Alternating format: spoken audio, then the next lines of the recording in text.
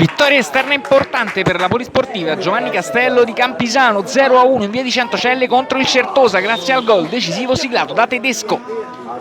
È proprio la formazione ospite ad avere la prima azione offensiva al 6° minuto, palla alta sopra la traversa, il vantaggio giunge al 23esimo, palla in rimessa laterale all'interno dell'area di rigore, lungo lob proprio del numero 9 che poi al volo di destro mette il pallone in rete, 1-0, Giovanni Castello in vantaggio. La formazione di Campisano va quindi sul velluto, palla sulla sinistra al minuto numero 25 della prima frazione di gioco, poi palla ancora in verticale per il suo numero 7,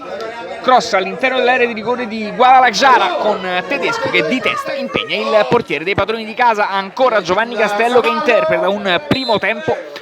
in cui arrivano spesso prima sul pallone, cross all'interno del rigore al 36esimo, risponde l'estremo difensore dei padroni di casa, altra azione offensiva in favore della formazione in maglia azzurra, questa volta è il numero 8 Fontana a smistare il pallone sulla destra,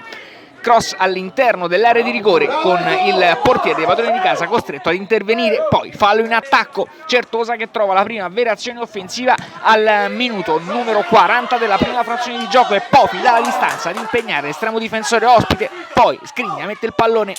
dentro ma il portiere ospite riesce a smanacciare e lo stesso Scrigna a cogliere il montante con l'incrocio dei pali sul calcio di punizione di sinistro verso la fine della prima frazione di gioco. Le immagini passano allora nella ripresa, subito Certosa offensivo con la formazione di Gherardini che prova veramente a cambiare marcia questa volta al minuto numero 11 della seconda frazione di gioco a provarci è il numero 13 Mazzarini, da poco entrato, parata da parte dell'estremo difensore ospite e poi azione che si perde in corner, è ancora il Certosa ad essere pericoloso al minuto numero 36 della seconda frazione di gioco, palla in out, invece